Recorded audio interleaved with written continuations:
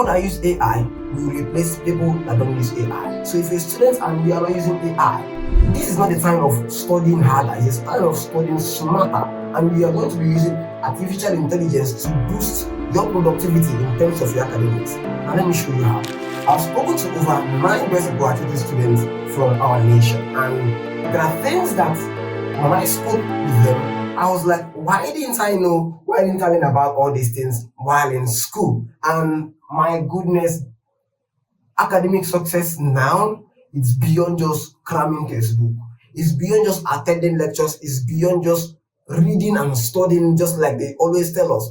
I want you see students that they always go to night class. They're always at the library. But when the result comes out, you'll be like, "She boss, not be they always read every time. And the result not even show. What is the problem?" Now, I was able to get some things.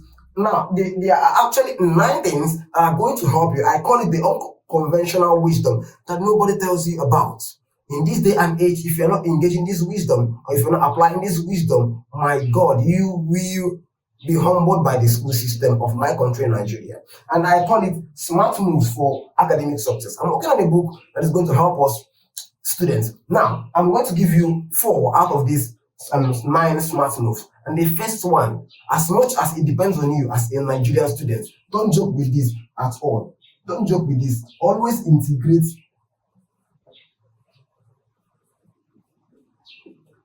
AI in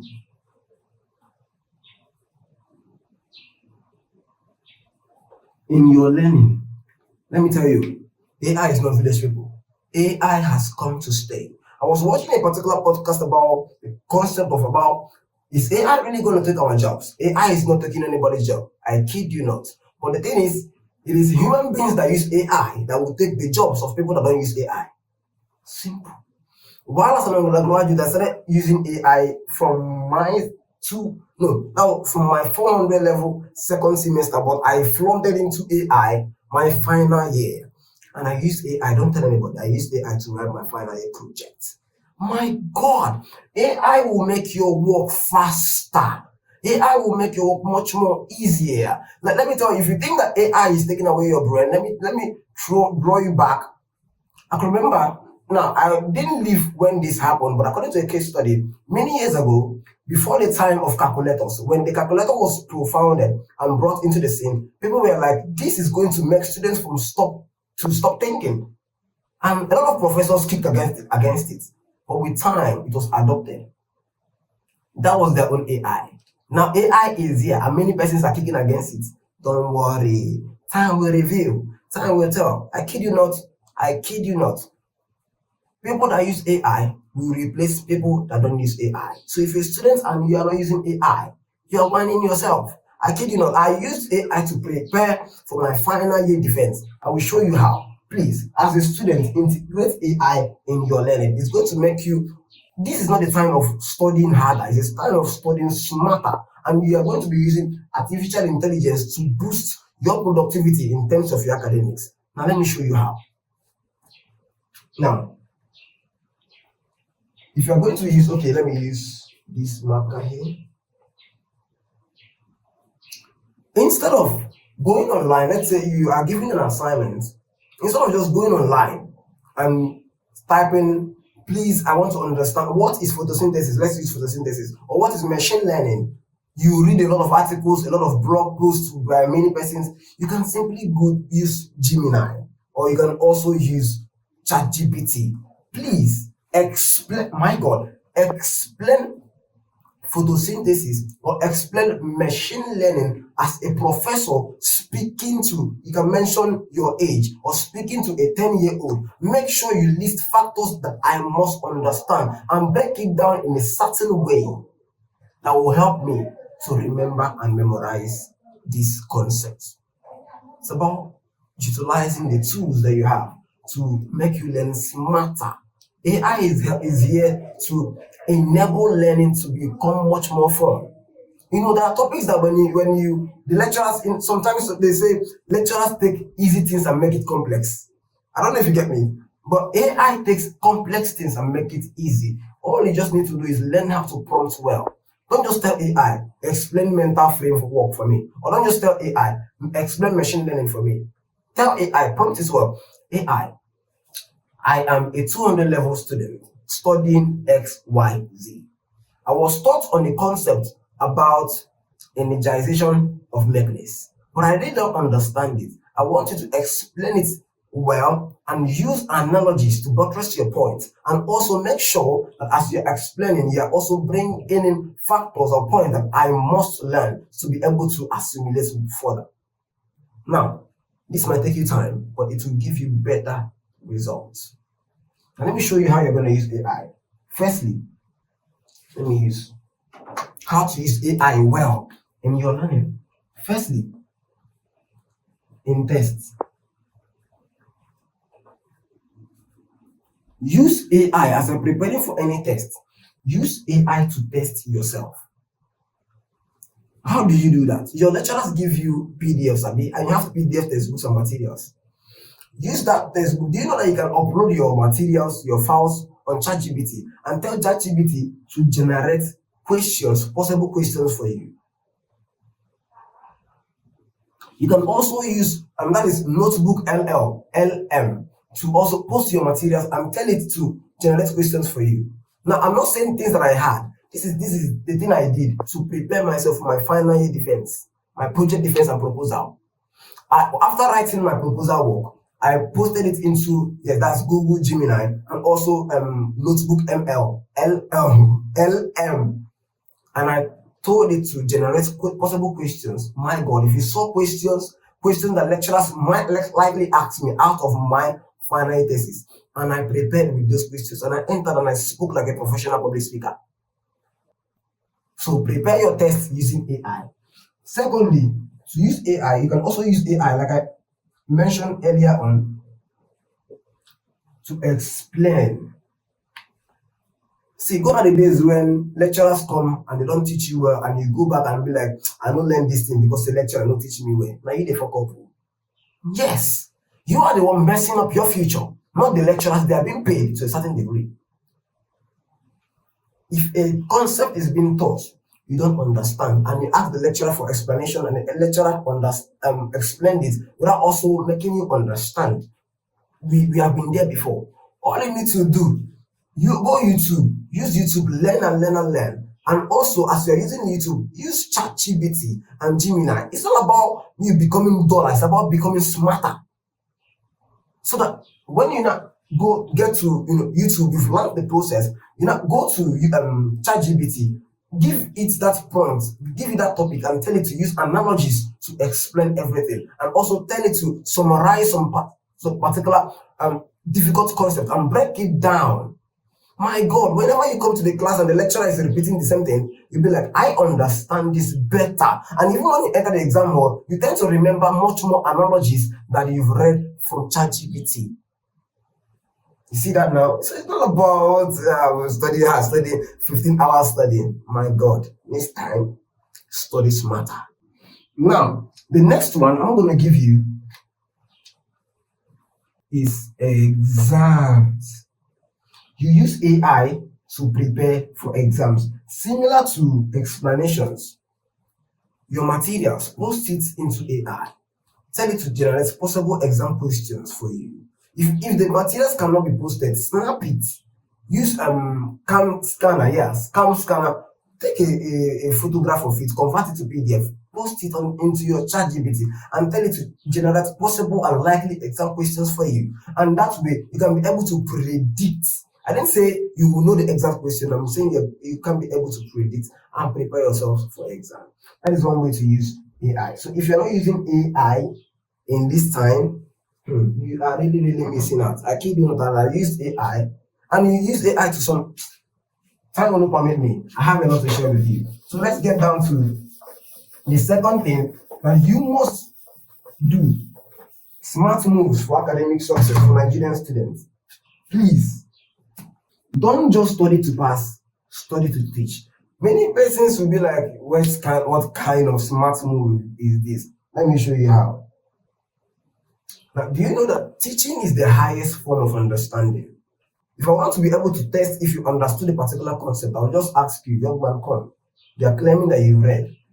Teach me this thing. Teaching will expose your gaps and your lapses and your knowledge level to a particular thing. Teaching will reveal if you actually understood a particular concept or nothing. Or yes, yeah. Haven't you felt, guy, I've read this particular topic or subject.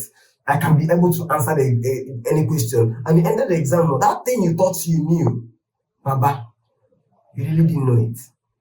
It's called the illusion of knowing. That was the first podcast I made audio many years ago. That was last year. Let me not say many years ago. The illusion of knowing. So to be able to prepare yourself and to be able to make sure that your brain does not whine you during exam. As you are studying, don't study to pass the exam. Study as if you are going to teach your classmates. I started using this in my 200 level. Whenever I'm studying as if I'm going to teach them because I know I'm going to teach them. So the way I study, I always ask to myself, what if this person asks me this kind of thing? How will I respond? Because I know one for my hands. I don't know if you get me. Because I know one for my hands. So make sure that if you can't, it was Albert Einstein that said something, and I wrote it down here. If you can't explain it simply, you don't understand it well enough. So you know that you are prepared. Make sure you study to teach. I'm not saying after studying, go and teach. If you have the time, make sure you go teach because it strengthens your knowledge.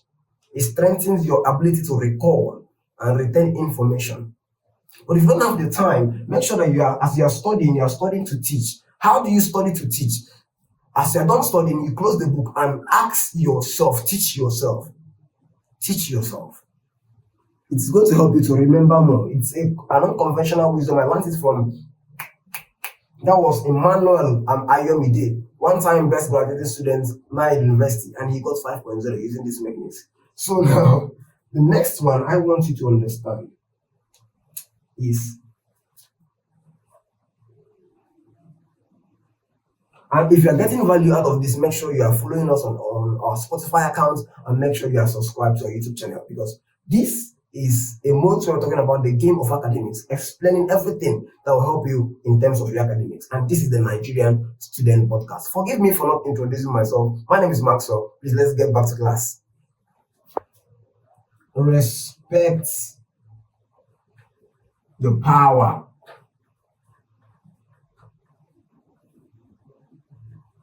of environment.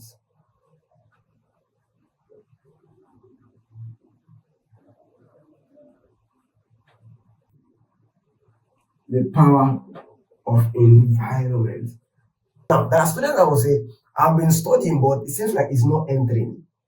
Baba, first thing you have to check, whenever you plant a flower in a particular environment and it's not doing well, before looking at the flower, check the environment. I taught this in our impact seminar about the things that frame our mental issues in life.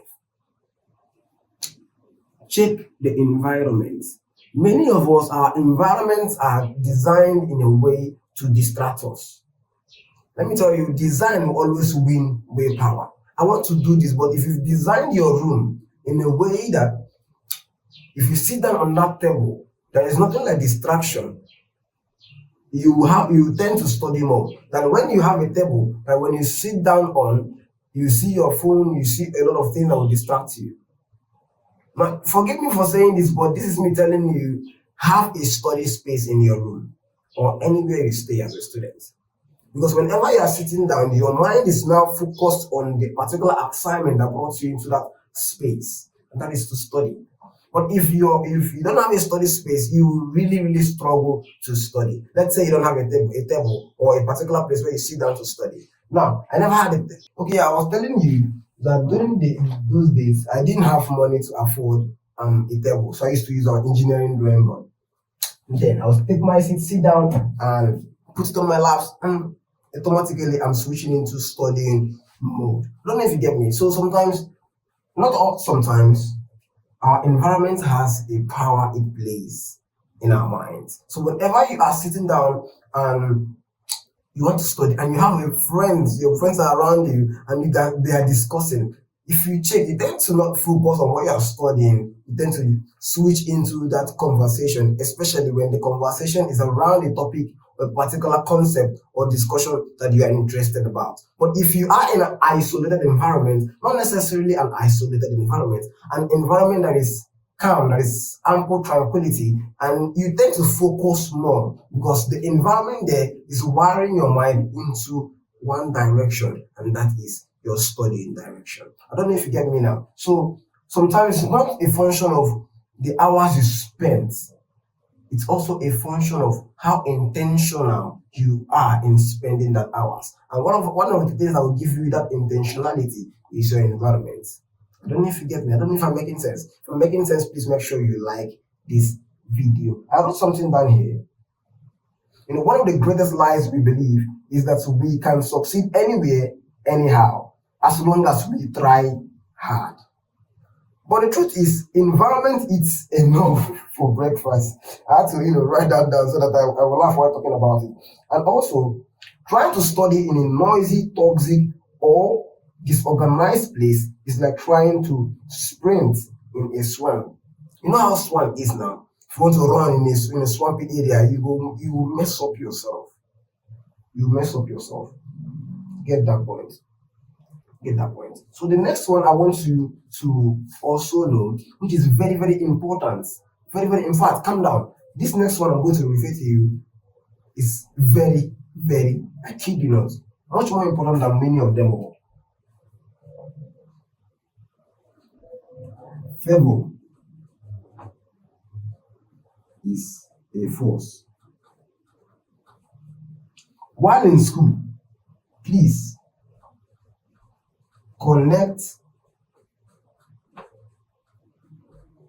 with people, not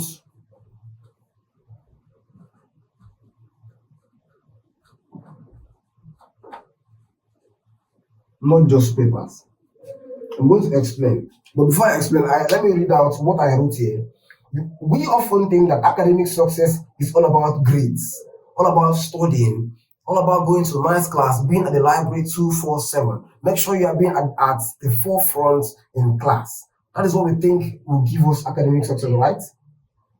I've studied the system to a certain degree, but let me be honest with you. I wrote this down. People are ladders. People are ladders. There are three kinds of persons you need to make sure you connect with in your campus.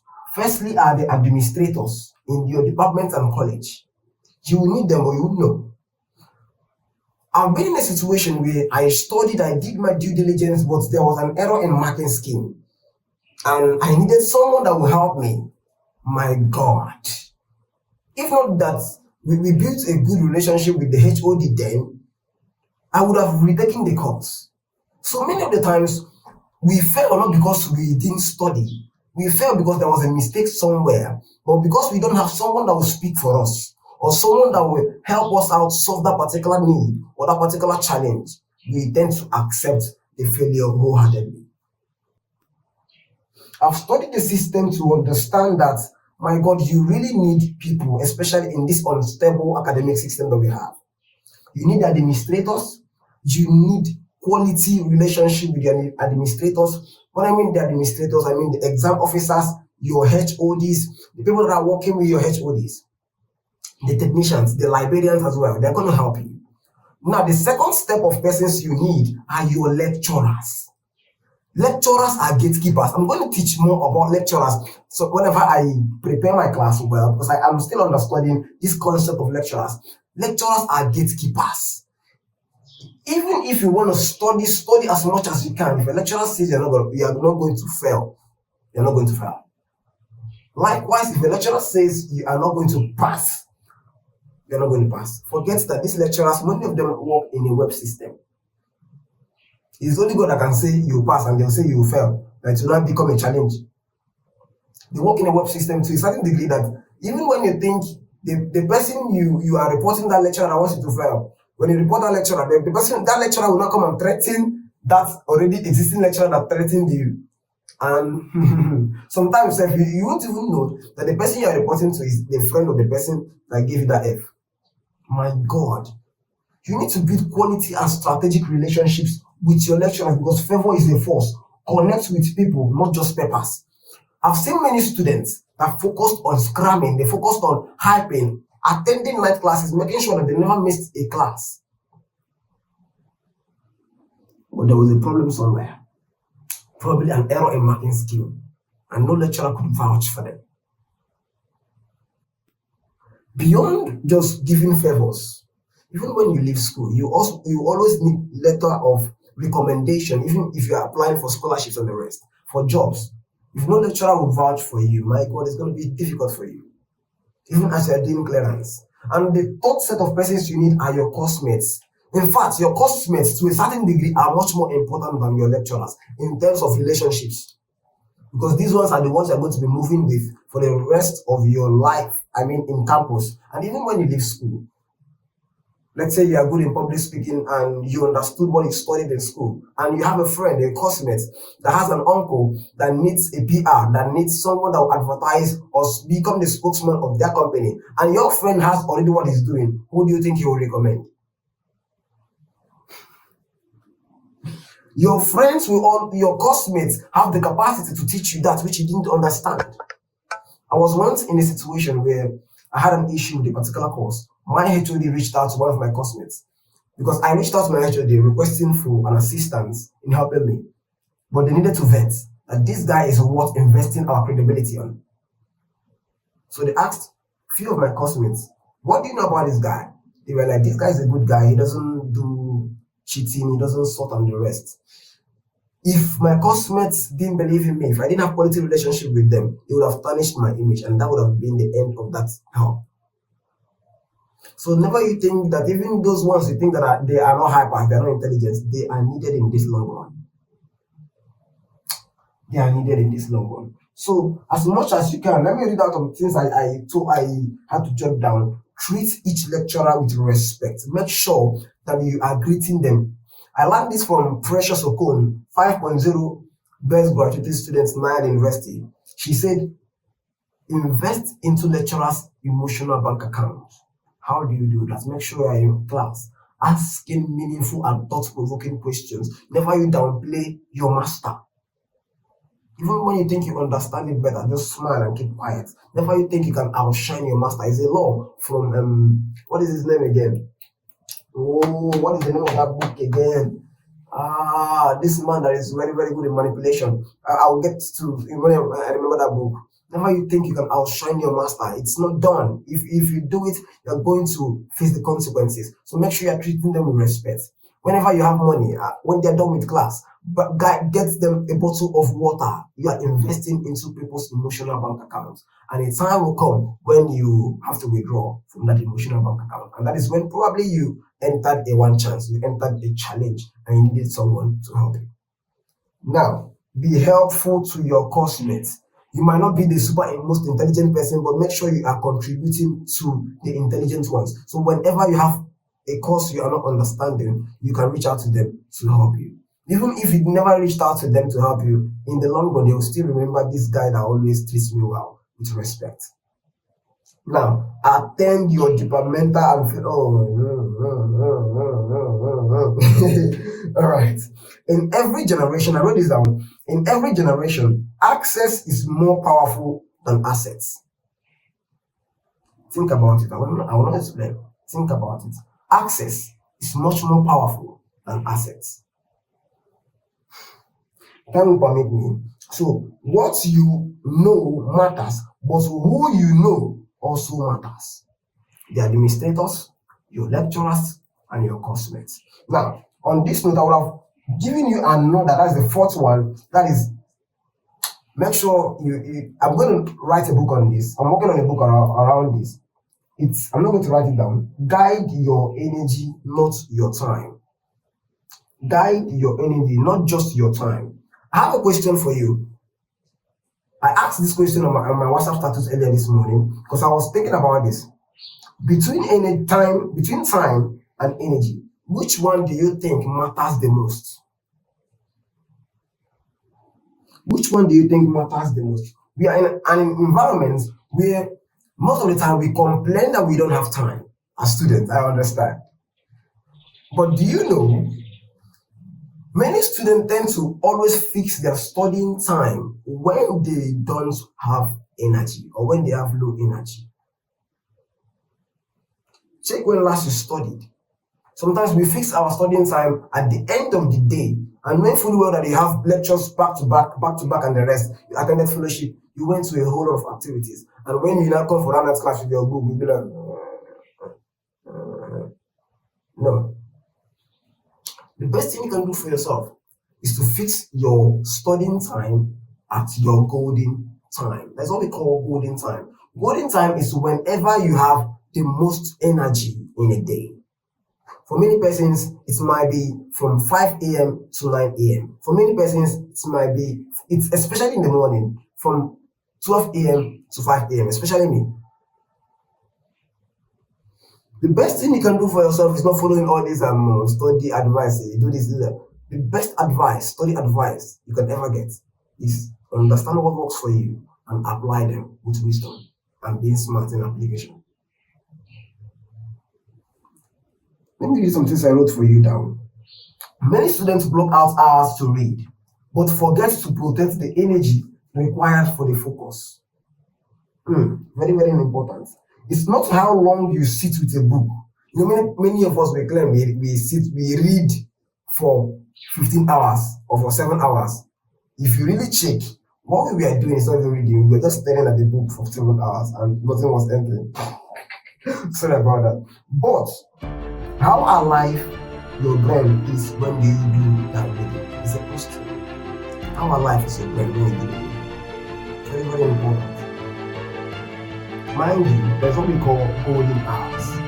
Those moments when your brain is alert, fresh, and can be able to absorb. Study yourself, study your life. When you have much more time to do things, put your studying time at that point. It is going to help you. So on this note, I would like you to note all these things we mentioned already. We are going to have much more intensive class that will help you in your academics. So make sure you are subscribed. Stay around it. And if you are around Umuahia and you are a student or you are a student of Mayagadagwa University, we are having a wonderful seminar for students. We call it the NSP Impact Seminar, and it's going to happen this month, 28th. That's the last Saturday of this month at Alumni Hall. Make sure you don't miss out because we are going to be talking about the game of academics. Academics is a game of negotiation. Can you be able to negotiate your time? I have a whole lot to teach you. We have speakers that are going to teach you. But if this class was impactful to you and you got a whole lot of things from it, one thing you have to just do for us is to share it with a friend that needs it. And make sure you are subscribed. Once again, this is the Nigerian Students Podcast. Thank you so much for joining us today, and we'll see you in the next one. Peace out.